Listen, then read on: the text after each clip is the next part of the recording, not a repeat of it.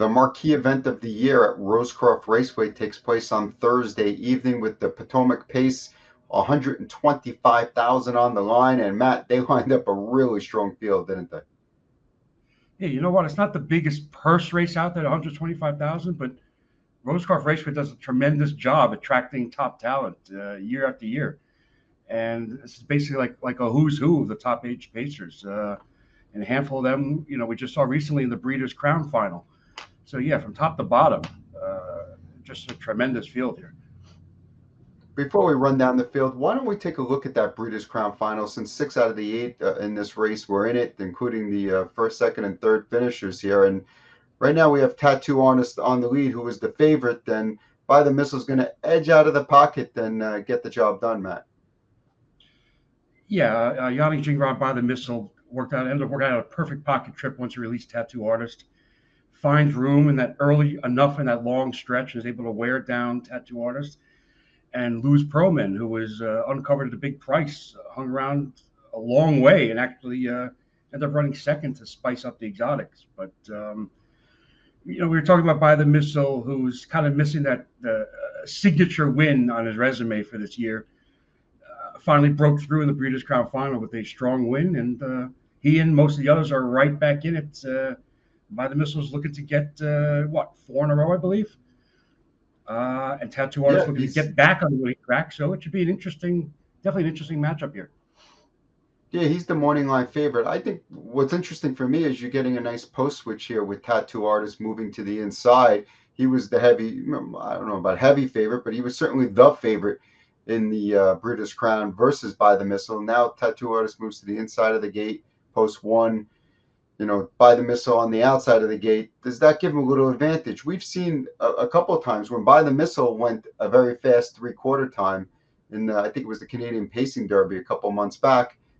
He got run down by Tattoo Artist. Then Tattoo Artist went to 121 3/4 last time, and By the Missile got him sitting on his back. So, it's possible that Tripp was going to play a big role here, and By the Missile hasn't been known for gunning off the gate from the outside. Right.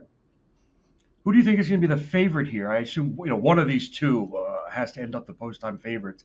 By the Missile is the morning line favorite at 6-5 over Tattoo Artist at 8-5. Do you think that holds up even with the post disparity?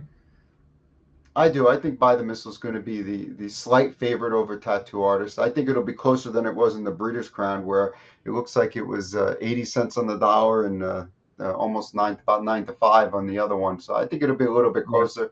Maybe it'll be even money in 6-5 or something along those range. Let's just take a look at some of the other horses in here just to run down the field quickly. Line Drive Hanover to me is a little bit interesting because he's moving inside. 2 starts back, raced well in the elimination, and then post 8 in the final, got away 10th. He was out of it. Yeah, you get away 10th at any track, at any venue, it's going to be hard. Moving inside, as the driver change is picking up Scott Zeron, who's having a heck of a season.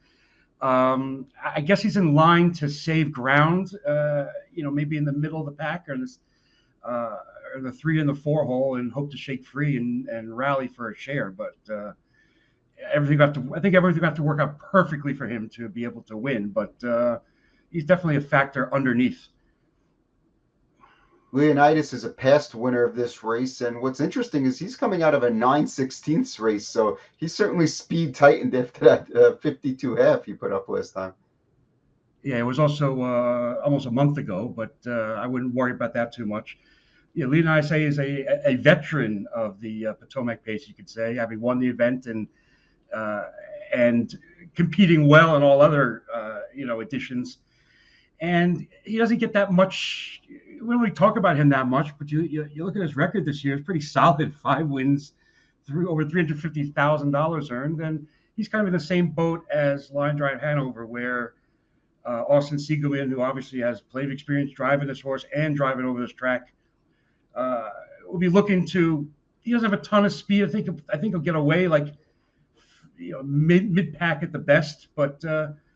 I think he's definitely a player for the 3rd or 4th spot, and I would not be surprised if he's moving one of the faster moving horses late at a price.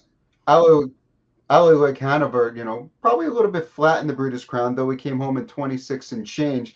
I've always thought this horse was better, closer to the lead with a good trip, so sitting the pocket or something like that. And I think this is a situation where we might see driver Todd McCarthy change tactics and gun for the front. Yeah, I think he's definitely the X factor in terms of, I guess, pace scenario early on, where he can, yeah, we know he can leave or come off the pace. He's versatile enough, and yeah, I think he's the other like kind of sneaky third horse here that's going to take money into the top two, and we know he likes this track, so I don't think, excuse me, I don't think that's going to be any sort of an issue, and I think he's definitely the sneaky player that's going to split up the top two, I think, or at least pose the biggest threat to the top two. Absolutely. Aloy Hanover set a track and world record over the Rosecroft strip last year in the Potomac pace, and obviously he'll be looking to do that again, where he beat Tattoo Artist. Buck up at Hanover is number 5. Does he have any chance here? He was sharp earlier this year. I don't know that he's good enough at this point. Yeah, he's kind of he's hinted at the ability to hang with the top horses, but yeah, he's kind of a little bit on the outside looking in. Although you have Dexter Dunn from a okay mid-pack post where he can track maybe like third over or something like that. It wouldn't surprise me if he closed first year, but he will be a long price, but again, not impossible to hit the try of the super. Luz Perlman was actually second in the Breeders' Crown, another game trip, but he kind of seems like a horse for the course over at Hoosier Park. He goes there and he just wakes up and races great. Yeah, yeah, two big efforts there at big prices this year. It's going to be a big price again this year. I'm not actually sure what Tim Tetrick is going to do here off the gate. I can't see him maybe threatening early on, but he's another one just based on the post. Unless he comes up with another super effort like he did the British Crown final, I just don't think it'll be close enough to reach at any point here. And speaking of not knowing what they're going to do, we have Ideal Some Magic in post 8 with Corey Stratton. Does he just say, screw it, I'm gunning to the front and taking a shot here because otherwise I'm coming away last and have no chance? Yeah, it's possible. I guess we've used the phrase like damned if you do, damned if you don't. If he leaves the gate, tries to gun off the gate, he might get hung in a 25 opening quarter. He may never see the pylons. I think his best shot is going to get away last, maybe save ground, inch up the rail when others get into the flow and be able to pick up a piece, not knocking the horse or the driver. He's had a tremendous season. It's just unfortunate 8-hole and is, on the outside looking in. Well, I'm going to tell you how I see this race playing out. My top pick here is going to be Tattoo Artist for a couple of reasons. One, I think I'm going to get a better price than I got in the Breeders' Crown. And let's face it, the horse was the top older horse going into the Breeders' Crown. Why does anything change now just because he finished third after going a little too fast on a sloppy track on the lead? I feel like, By the Missile is certainly going to float away. I don't know if he's going to gun. I'm pretty sure that Aloy Hanover is going to gun to the lead. I think Tattoo Artist is going to retake. I don't see a ton of pressure on the outside coming here. I think he's going to be able to get a more reasonable, fractions this time. And I think he can get the job done. And I can even see a situation where By the Missile is, doesn't hit the top two. I don't think he has to win this race here just because, it's an outside post. They're not racing for a ton of money here as far as what they're going to go for in a couple weeks at the Meadowlands. And I could see them maybe not doing everything they can do to win the race, trying to win the race, but not necessarily, hey, we're going to go 52.5 to win the race. I That's just understand. my way of looking You don't at want to. You understand. You don't want to. They don't want to gut the horse, obviously. But I can't. I got to disagree a little bit there. I I can't envision a scenario where they're ever not trying 100%. Without doing wrong by the horse, I guess. Well, that's what I'm But saying. I'm not. Don't get me wrong. I'm not saying that they're not trying to win the race. I no, 100% I think they understand. want to win the race.